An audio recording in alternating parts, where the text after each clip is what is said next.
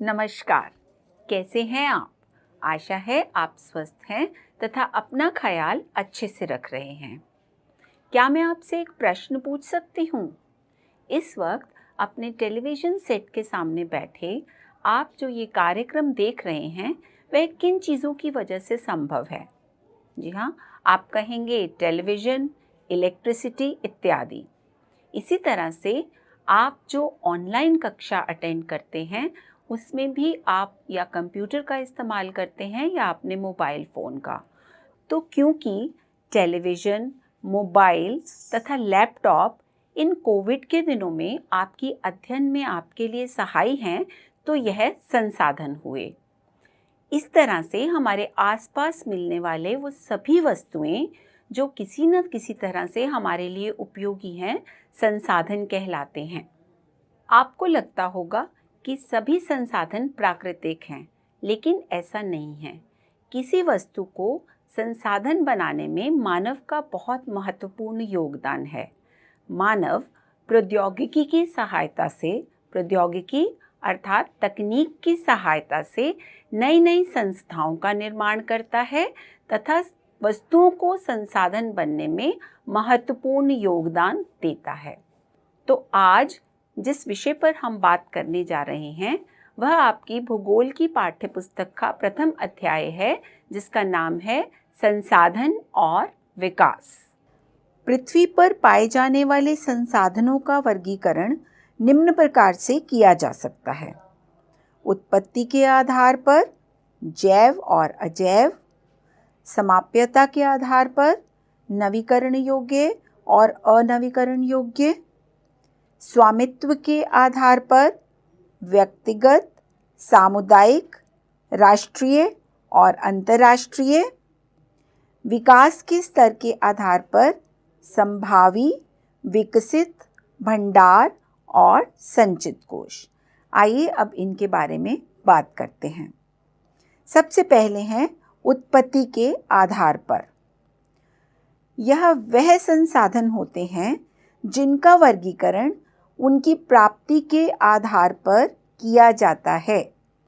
यह दो प्रकार के होते हैं, जैव संसाधन और अजैव संसाधन।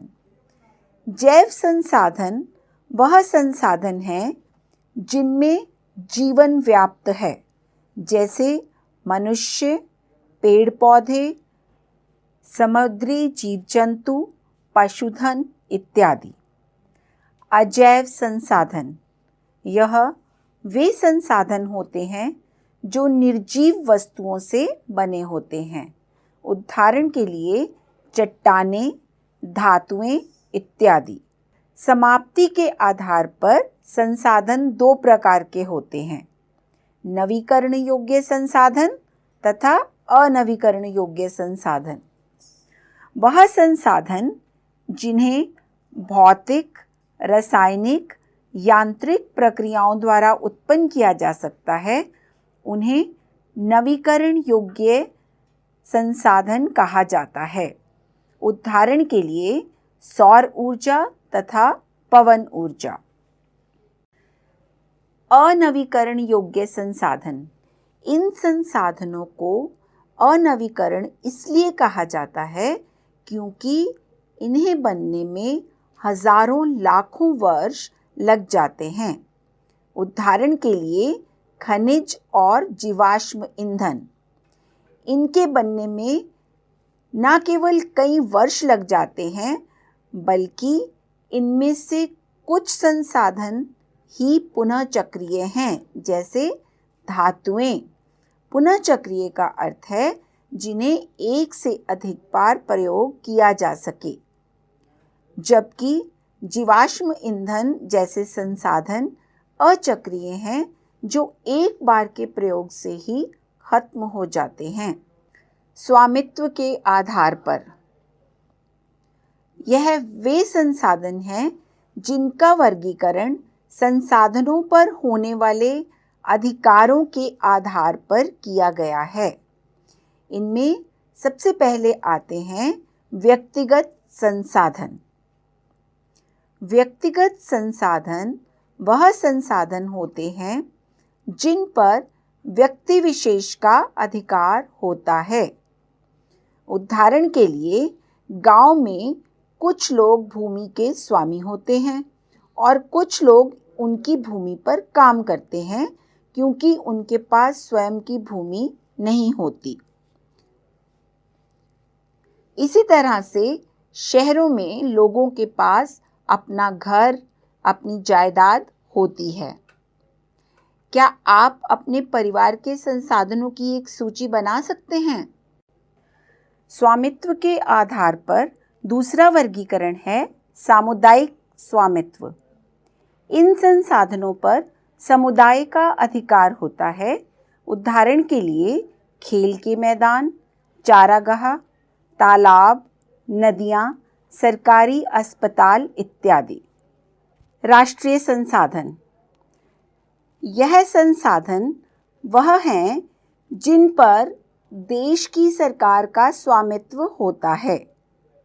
कभी-कभी कुछ परिस्थितियों में सरकार व्यक्तिगत संसाधनों को भी जनहित में अधिग्रहित कर सकती है।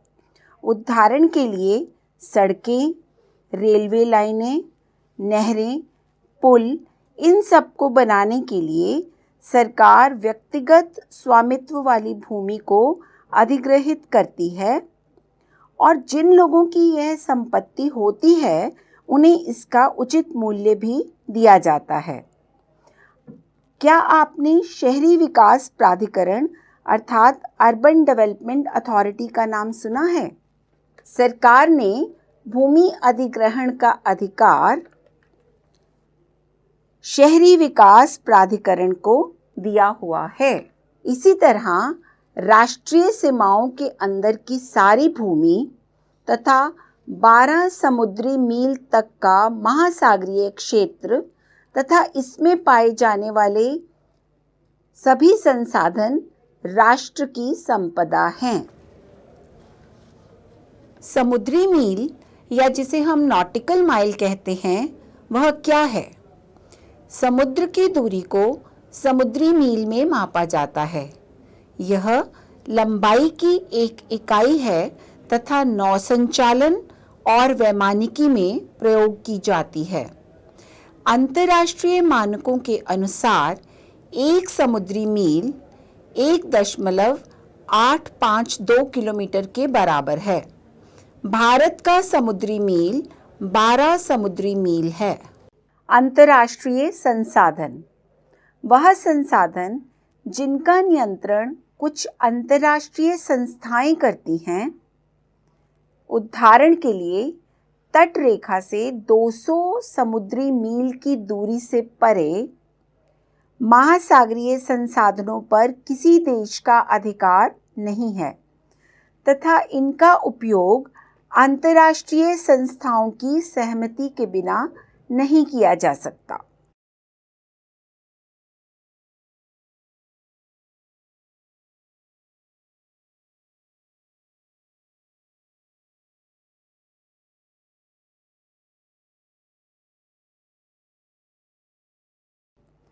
संभावित संसाधन वह संसाधन हैं जो उपलब्ध तो हैं परंतु उनका प्रयोग नहीं किया जा रहा।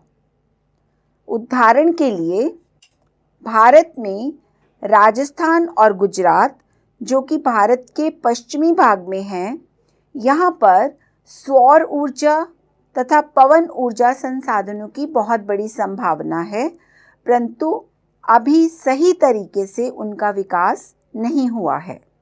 विकसित संसाधन, यह वे संसाधन हैं जिनका सर्वेक्षण किया जा चुका है, इनके उपयोग व गुणवत्ता की मात्रा निर्धारित की जा चुकी है।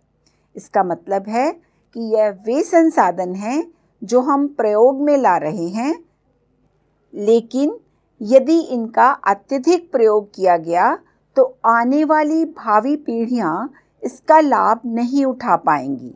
उदाहरण के लिए पेट्रोल की मात्रा पृथ्वी पर बहुत ही कम है और यदि हम इसे अभी नहीं बचाएंगे तो आने वाली पीढ़ियां इसका प्रयोग नहीं कर पाएंगी। भंडार, भंडार पर्यावरण में उपस्थित पदार्थ हैं जो मानव की आवश्यकताओं की पूर्ति तो कर सकते हैं, लेकिन प्रौद्योगिकी अर्थात तकनीक के अभाव में यह पहुंच से बाहर हैं। इसका मतलब है कि यह पदार्थ हमारे पर्यावरण में पर्याप्त मात्रा में पाए जाते हैं, परंतु इन्हें प्रयोग करने के लिए हमारे पास एक सही प्रौद्योगिकी या टेक्नोलॉजी अभी नहीं है। उदाहरणतः जल दो ज्वलनशील गैसों हाइड्रोजन और ऑक्सीजन का यौगिक है और यह ऊर्जा का मुख्य स्रोत बन सकता है, परंतु ऐसा करने के लिए हमारे पास तकनीकी ज्ञान अभी उपलब्ध नहीं है। संचित कोश भंडार का ही हिस्सा है। तकनीक द्वारा इसे प्रयोग में लाया जा सकता है, परंतु इसका उपयोग अभी शुरू नहीं हुआ है, परंतु भविष्य में ज़रूरत पूरा करने के लिए इनका उपयोग किया जा सकता है। आप जहाँ रहते हैं वहाँ के आसपास पाए जाने वाले भंडार और कुछ संचित कोश की सूची बनाएं और हो सके तो अपने अध्यापक या माता पिता के साथ इस पर चर्चा करें। अब बात करेंगे संसाधनों के विकास की।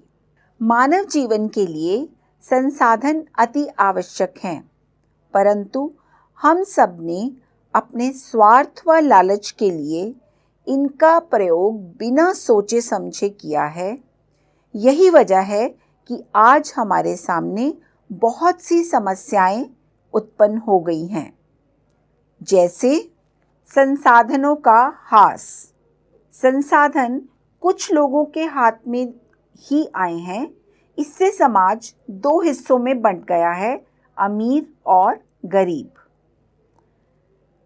इसके अलावा संसाधनों के अत्यधिक शोषण से वैश्विक पारिस्थितिकी संकट पैदा हो गया है, जिसकी वजह से पर्यावरण प्रदूषण, भूमि निम्नीकरण, ओजोन परत को नुकसान, पृथ्वी पर बढ़ता तापमान यानी ग्लोबल वार्मिंग जैसी समस्याएं हमें देखनी पड़ रही हैं।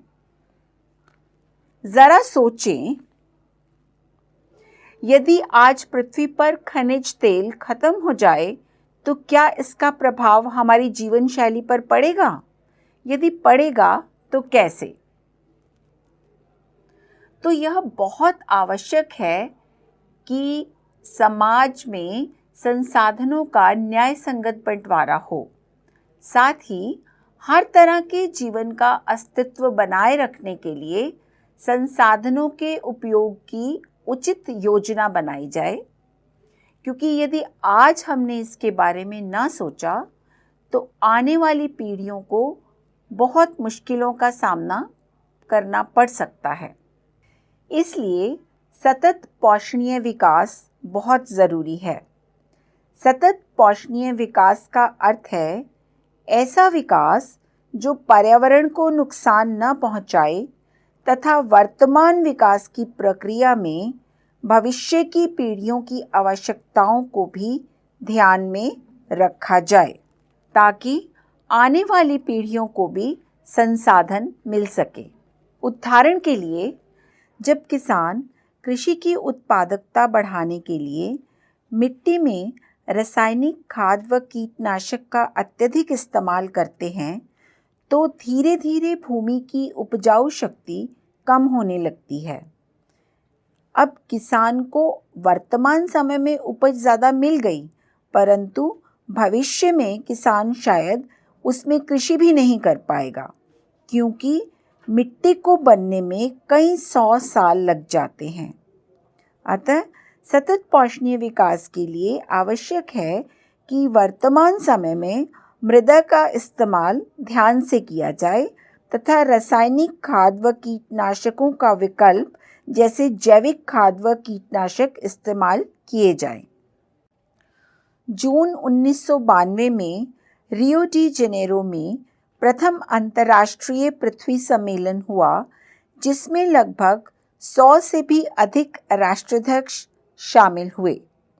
इस सम्मेलन का उद्देश्य था पृथ्वी पर पर्यावरण संरक्षण और सामाजिक आर्थिक विकास की समस्याओं का हल ढूंढना।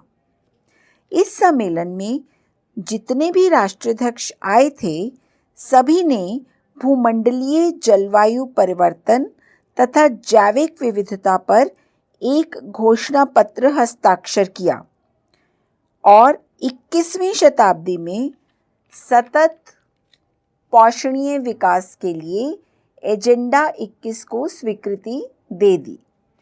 एजेंडा 21 क्या था? यह एक कार्यसूची है जिसका उद्देश्य है समान हितों को बढ़ावा देना, पर्यावरण क्षय को रोकना, जिसके लिए सभी राष्ट्र अपनी जिम्मेवारी समझें, तथा गरीबी और रोगों से निपटना। संसाधन नियोजन। हमारे पास जो भी संसाधन हैं, उनका विवेकपूर्ण उपयोग व प्रबंधन करना ही संसाधन नियोजन है। किसी भी देश या राज्य के पास सभी संसाधन उपलब्ध नहीं होते। हमारे देश के संदर्भ में तो संसाधन नियोजन और भी महत्वपूर्ण हो जाता है, क्योंकि यहाँ संसाधनों की उपलब्धता में विविधता है। जैसे झारखंड, मध्य प्रदेश और छत्तीसगढ़ आदि प्रांतों में खनिज और कोयले के प्रचुर भंडार हैं। अरुणाचल प्रदेश में जल संसाधन काफ़ी मात्रा में पाए जाते हैं, परंतु मूल विकास की कमी है। इसका क्या कारण है? इसका कारण है वहाँ पर तकनीक का अभाव।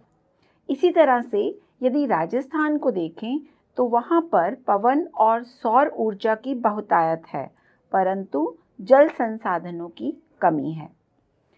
इसलिए यह बहुत ज़रूरी हो जाता है कि हर स्तर पर अर्थात राष्ट्रीय, प्रांतीय, प्रादेशिक और स्थानीय स्तर पर संसाधन का नियोजन किया जाए। आप भी अपने राज्य में पाए जाने वाले संसाधनों की सूची बनाएं और जानने की कोशिश करें कि आपके राज्य में कौन कौन से संसाधन पर्याप्त मात्रा में पाए जाते हैं और किन संसाधनों की मात्रा कम है।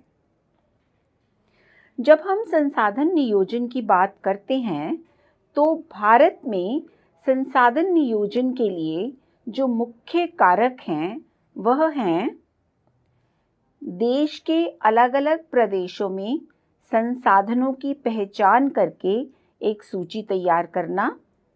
इसके लिए क्षेत्र का सर्वेक्षण किया जाता है तथा मानचित्र बनाकर फिर संसाधनों का गुणात्मक तथा मात्रात्मक अनुमान लगाया जाता है। संसाधन विकास योजना लागू करने के लिए उसके उपयुक्त प्रौद्योगिकी अर्थात तकनीक, कौशल तथा ढांचा तैयार किया जाता है।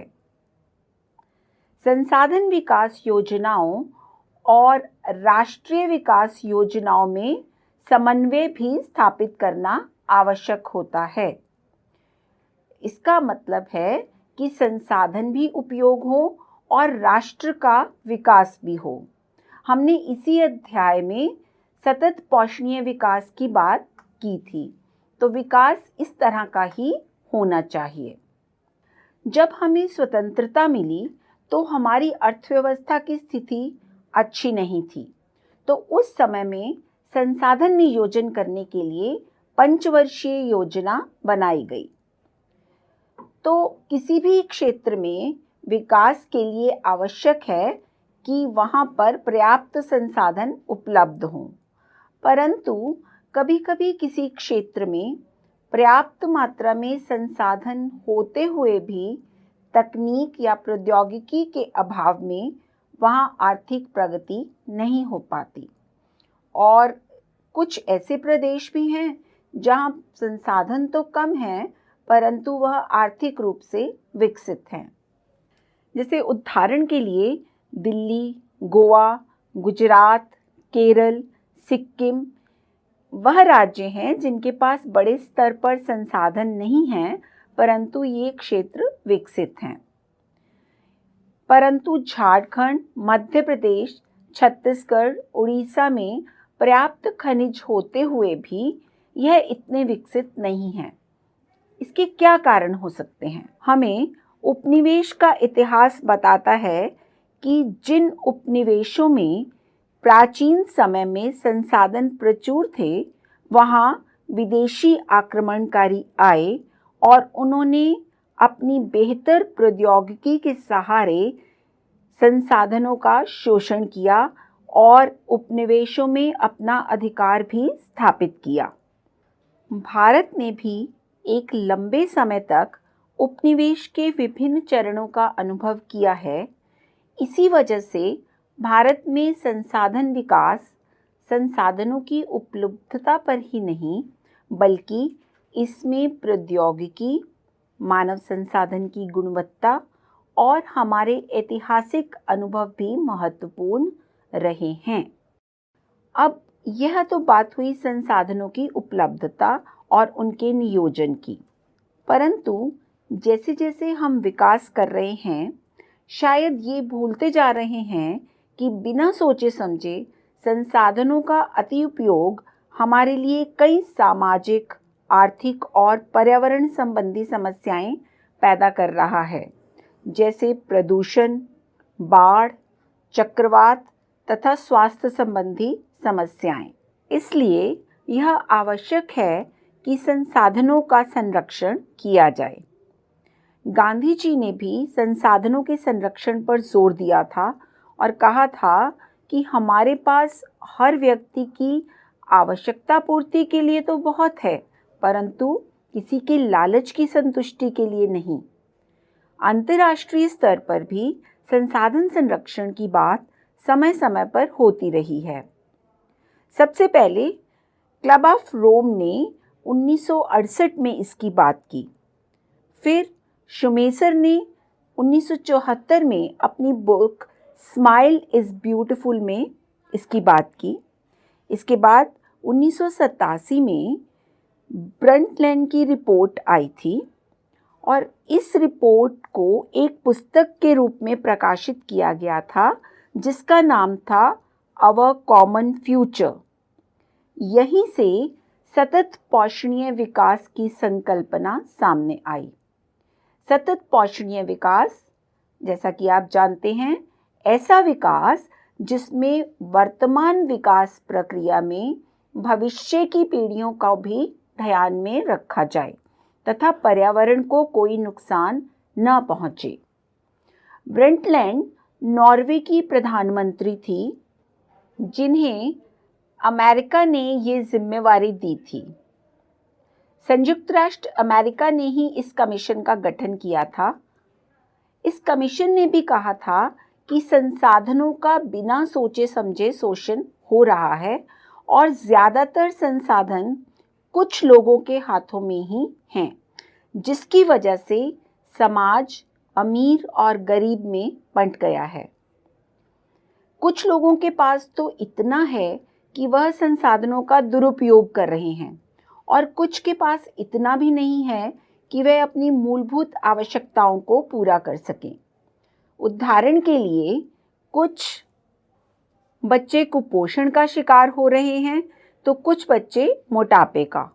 इसी तरह से विवाह, शादी या बड़े आयोजनों में कुछ लोग तो अपनी थाली में आवश्यकता से अधिक डाल लेते हैं और बाद में वह भोजन थाली में ही छोड़ देते हैं, बिना यह सोचे कि जो खाना वह बर्बाद कर रहे हैं वह किसी भूखे व्यक्ति का पेट भर सकता था। तो यह बहुत ज़रूरी है कि हम अपने साथ साथ दूसरों के बारे में भी सोचें और संसाधनों का इस्तेमाल सोच समझकर करें। 1992 में रियो डी जेनेरियो में भी संसाधन संरक्षण के संदर्भ में पृथ्वी सम्मेलन हुआ था, जिसके बारे में हम पहले बात कर चुके हैं। अभी तक हमने किया संसाधन क्या होते हैं, संसाधनों का वर्गीकरण, सतत पोषणीय विकास, अंतर्राष्ट्रीय पृथ्वी सम्मेलन, संसाधन नियोजन। तो क्या आप तैयार हैं अब मेरे कुछ प्रश्नों का उत्तर देने के लिए? सभी संसाधन प्रकृति से प्राप्त होते हैं।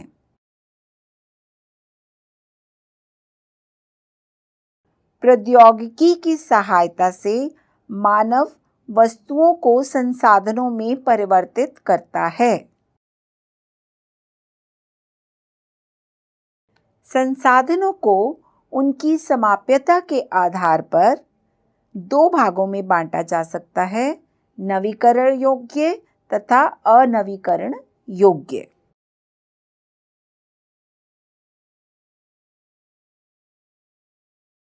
समुद्री मील है भूमि को मापने की इकाई, समुद्र की दूरी को मापने की इकाई। ऐसा विकास जो पर्यावरण को नुकसान न पहुंचाए तथा वर्तमान के साथ साथ भावी पीढ़ियों की आवश्यकता को भी ध्यान में रखे, उसे कहते हैं सतत पोषणीय विकास, पोषणीय विकास। तो आज के लिए बस इतना ही। मैं चाहूँगी कि आप अपने अध्यापक, अपने दोस्तों या अपने माता पिता के साथ इस बात पर चर्चा ज़रूर करें कि संसाधनों का संरक्षण आज हमारे लिए कितना ज़रूरी है, क्योंकि आपकी पीढ़ी ही संसाधन संरक्षण में सबसे महत्वपूर्ण योगदान दे सकती है। इस अध्याय के बाकी हिस्से पर हम कल बात करेंगे। तब तक के लिए नमस्कार।